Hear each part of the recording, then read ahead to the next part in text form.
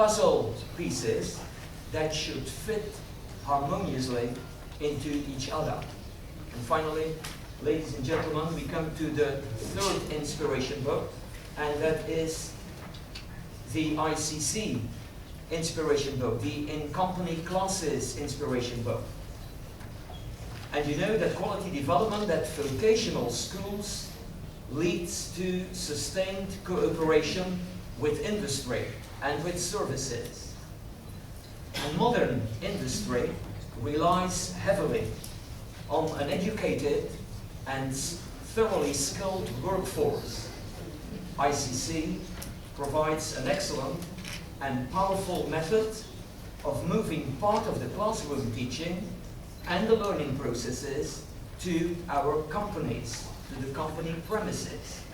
Teachers have the opportunity to teach theoretical subjects on the one hand, and at the same time how they show how students can apply the theory in the practice on the work floor. And this inspiration book guides you through the process of organizing in-company classes at school. And if we finally have a look at the cover of this inspiration book reflects the idea that ICC in company classes is a nice example of teaching out of the box, out of the classical school box. Namely, you teach in the company. Ladies and gentlemen, as you can notice, all participants in the Leonardo da Vinci project TL+Q, they did a wonderful job indeed. And I would like to thank them for all their enthusiasm, for their involvement, for their commitment, for their professional attitude, their drive, their motivation, and especially for their friendship. And I hope you accept that I would like to address a very special word of thanks for the splendid coordination to Wim Simons, which was the course director, and although he is not present here in this room, also to Peter van der Moortel, who was responsible for the process management in the project. Ladies and gentlemen, thank you very much for your attention, and I do hope that you will enjoy the rest of the closing conference.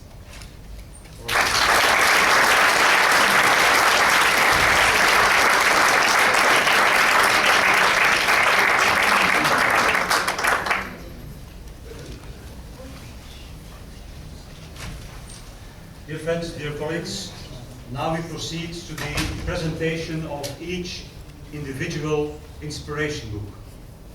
Quality development at school, in-company classes, teaching in an enterprise, and motivative teaching and learning methods. We start with quality at school, and then we have a little coffee break. After the coffee break, we continue with the presentation of the other books.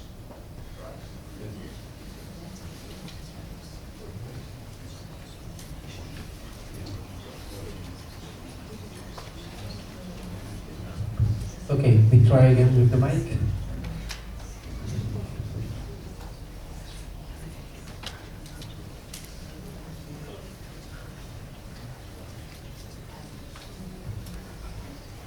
Okay, the first thing when you have to think about quality in education is how do you define quality? Quality in education is something that can differ from school to school. At UNESCO, they made that graph, and it shows you how much things you have to take in account when you're talking about quality in a school, quality in education. Because the kind of students you get in can differ a lot from school to school. And if your students differ, your quality targets will differ. For instance, I'm the director of a group of vocational schools, and we have different kinds of schools. So we have the traditional ones where students come 5 days a week to school. They spend about 34 hours in the classroom. But we also have a type of school that we call part-time vocational training. Those students only come 2 days a week to school, and they work 3 days a week in a company. Most of those students are dropouts of the regular system. So the approach in the part-time vocational training center is completely different from the approach in the full-time vocational training center. In the full-time vocational training center, we expect students to be on time. 8:30 sharp, they have to be in the class. If not, they get noted, they have to stay after hours, and after 6 times they have to come on Saturday to do some punishment. In the part-time vocational training center, we do expect them to be on time, but we know a lot of them will not be. And the approach is completely different, because those students, when they know they will get punished when they are 10 minutes late, they choose not to show up for that day. So we need another system there. So the quality targets in the part-time vocational school differ from the targets in the full-time vocational training center. So the kind of students you get in has a big influence on your quality targets. In the full-time vocational school, it's normal to be on time. It's the exception if you're not on time. In the part-time vocational school, there goes a lot of effort in trying to get them on time. So you see, and all those aspects you have to take into consideration. So you cannot have a standard that is applicable to every school. You have to set your own standards of quality. Of course, there are national curriculums you have to meet, but the way you meet them, the way you make your action plans, the way you set your quality targets will differ from school to school. So in the inspiration book, we only can offer you some inspiration. We started off calling them manuals. But the manual is something you just have to follow. You do step 1, step 2, step 3. Well, for quality in school, it will not work that way. We can offer you some inspiration, but the targets you have to set in your own school with your own teachers and your own management. So that's the reason that we define educational quality. We can say that, I'm reading now, a school who offers educational quality works with quality when, according to established requirements, so a set of goals, requirements, the school adapts itself continuously. So it means working on quality, working on educational quality is the same as having a school adapting to society. Not once, not twice, but continuously. Adapting to society, adapting to the educational needs of the stakeholders, meaning students, it's coming in, meaning students and parents. So we have schools for students. Society has some requirements. The school is putting the goals. And the setting of the goals is going to determine the quality. Okay, in the inspiration books, we offer you a framework for quality. And it's based on AFQM, which is the European Foundation for Quality Management. And they offer you a model. And what's the advantage of having a model is that it makes you aware that quality, if you want to achieve it, you have to take in account a lot of things. So you see on the left-hand side, you have what they call in the model the enablers. These are the things you as a school have to work on to get the results in the right-hand side.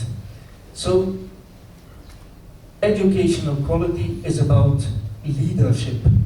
And what is specific on the EFQM model is that leadership is broad-based. That means everybody in charge is considered a leader, not just the CEO, the big boss. No, everybody has to contribute to the quality. You cannot say, oh, that's not for me. The upper level has to take care of it. I don't care. They should do it. No, leadership, vision. The vision where you will go with your project. What you want to achieve is leadership, is broad-based, is what they call empowerment of people. And the other fields is where you work on people, policy and strategy, partnerships and resources and processes. The advantage of the model is you have to think about all of those fields, because in education we tend to focus a lot on processes. That's our main aim, pedagogical processes. We put a lot of effort into that, and we tend to forget about the people who are doing it, about strategy to achieve it, about resources to achieve it. And then you have the right-hand field, the results. That's something in education we often forget as well. In the AFQM model, you have to define the results you want to achieve. You need indicators that tell you whether you're doing a good job. And that's something we in education, we struggle. We always say, and you cannot measure education. And I agree, it's difficult, but you can measure a lot of things in education. And in the AFQM model, you get two types of indicators. They have what they say the performance indicators, which are hard data. You can collect how many dropouts you have in your school. That's a hard data. It's customer results. In the FQM model, you can consider your students' customers. So you can collect how many of my customers drop out of my school. That's hard performance data. But you also have in the AFQM model what they call perception data. That means perception is how do people look at those results? How do the students feel about discipline in school? How do the students feel about the knowledge they acquire? So that is perception indicators. And by offering for each of these fields a set of possible ways to measure, you can set targets in a school and check if you reach those targets. And that's why the EFQM model comes in handy. And you see in this graph, I made it as a puzzle. Because quality is not complete if you miss one of those pieces in your school. And without that model, we often tend to forget some pieces. In the seminar, we had an exercise where we had people write down the last thing they did about quality. And then we stick them to the fields. And you saw that a lot of fields stayed empty. Because if you don't use a model, you tend to focus on processes and you forget about the rest.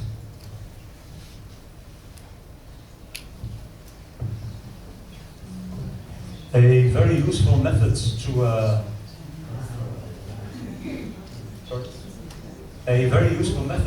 work with your team on quality is the use of a SWOT analysis. As I can see, most of the audience, the participants, they recognize the model. You have the internal and the external factors.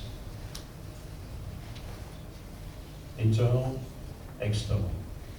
You can look at your strength, what is your school good at, and you can look at your weaknesses, what can improve at your school, internally. Externally, you can look at opportunities. What is the environment, the society, the municipality? What are they offering? What can you take from outside, inside? Opportunities. And then you have threats. What threats, what dangers are present outside school? So it's not that difficult, and it's very powerful to have a SWOT analysis with your team in order to look at your school's quality, educational quality.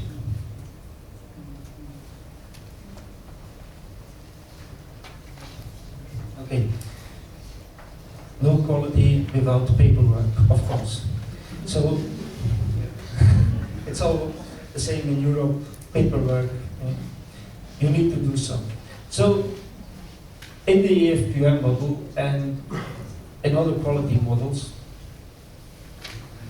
you need to get things on paper.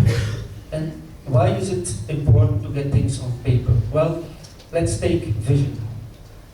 We all have a vision on education, and we all have a vision on how our school should look like. But we differ sometimes, even within one school, a lot on our vision. So you really should agree on a common vision and a common strategy. And that's why the paper comes in, because you have to make a common vision. And that's hard. We did the exercise in our school, even things we thought, we shared the same vision. Once you try to write it down, a lot of people said, no, I don't agree. No, this word is too strict. Yeah, but that means I cannot do that thing anymore. So it's very hard, but it's very necessary to do that. So you need a vision. Your vision on any subject, whether it's how you train teachers through your school, whether how you see student counseling in your school, you need to have a common vision. You need to have some procedures. How do you order a new computer in your school? That's basic, but especially in larger schools, you have to put effort in it, because people don't know then, okay, I need a new computer. Who do I turn to? Which form do I do? Then you have the guidelines. The difference between guidelines and procedures is guidelines gives you, teachers, management, some freedom. It's just from, okay, if this happens, we think this is the appropriate response, but you're free. If you think, no, I will do it the other way, it's okay. It's just some help of how you need to react. Then of course we have checklists, forms, and then we have action plans and indicators. The action plan is on the left-hand side in the EFQM model, means what will you do to work on the enabling factors, but no action plan without indicator. They're like siblings. If you set up actions, you need to think about what do I want to achieve with that action, and how will I measure it, whether it's by performance indicator, hard data, or whether it's by perception indicator. Do the students feel they get better teaching? Do the students feel they have better student counseling when I finished that action?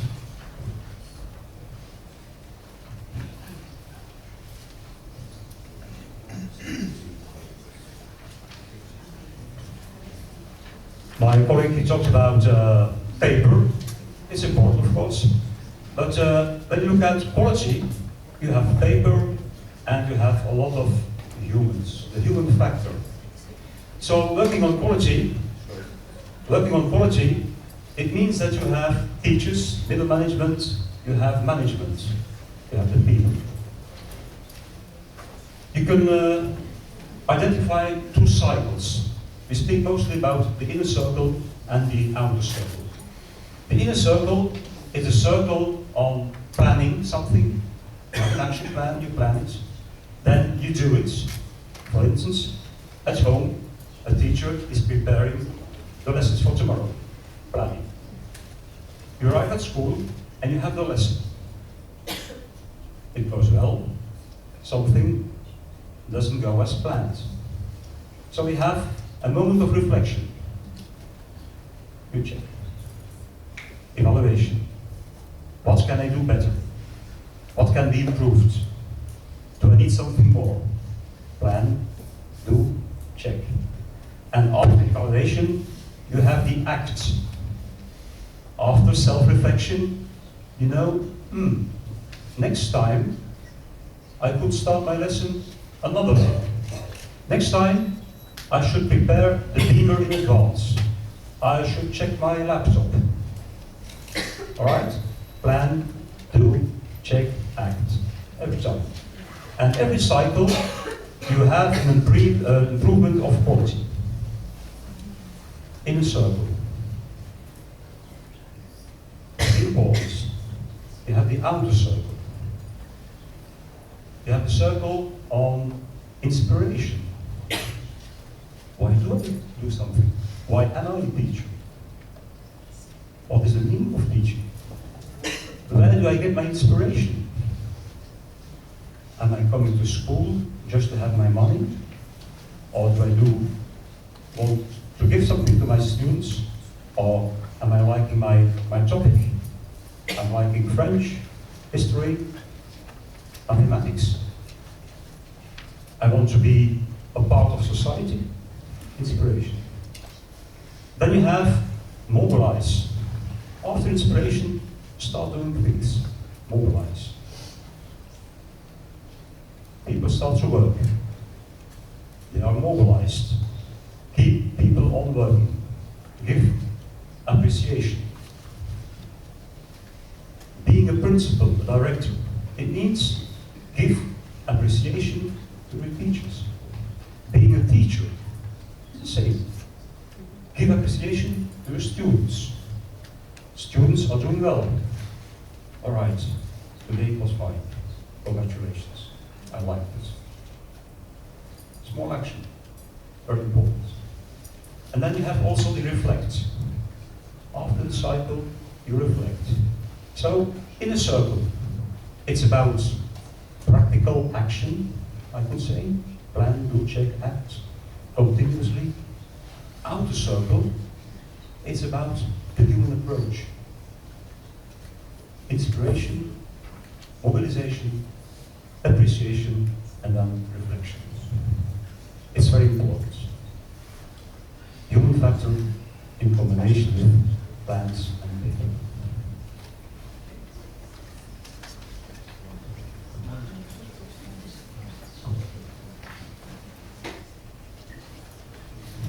Okay, we have 1 minute to go, so I want to end with this one.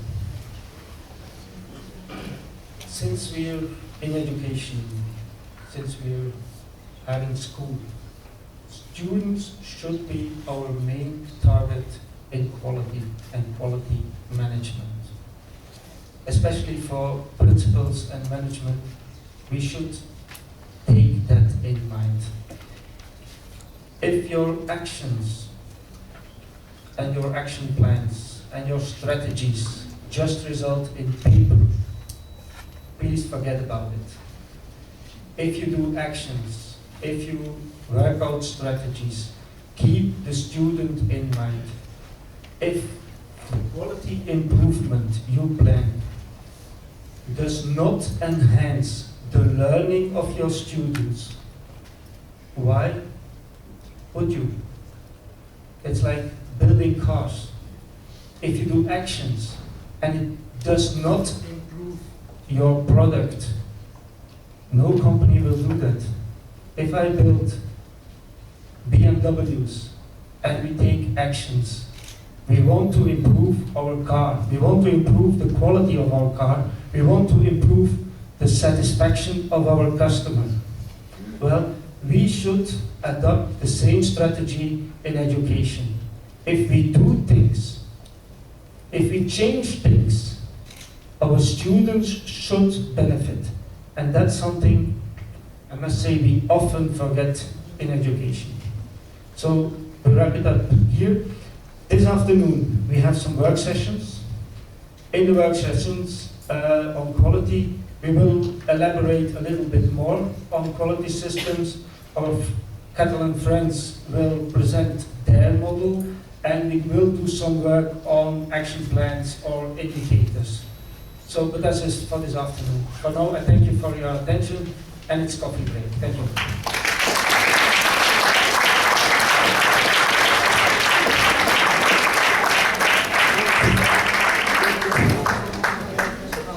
I asked Wim to speak just 1 minute, especially because most of the present here are Portuguese teachers, like me, like I. And I want to testify, give testimony that the things I have learned with these colleagues. As you just heard, they speak about things that we know. We've read it in the books, maybe too many times. Sometimes we are almost obliged to apply systems that they seem too complicated. Jos spoke about the papers, but he said, if there are only papers, too many papers, forget it.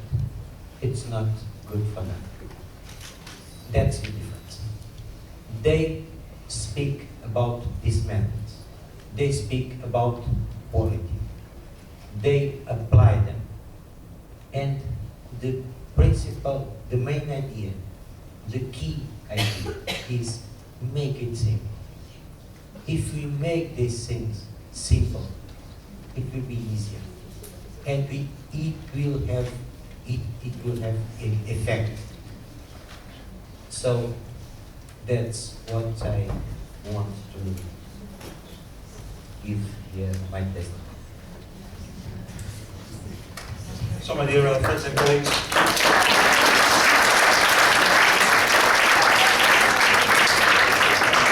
we are having a coffee break until 11:15. The coffee break is organized downstairs at the bar of the hotel. At that moment, you can meet 30 people who are having a seminar. So we are having a seminar, 1 week, a course about the implementation of educational quality.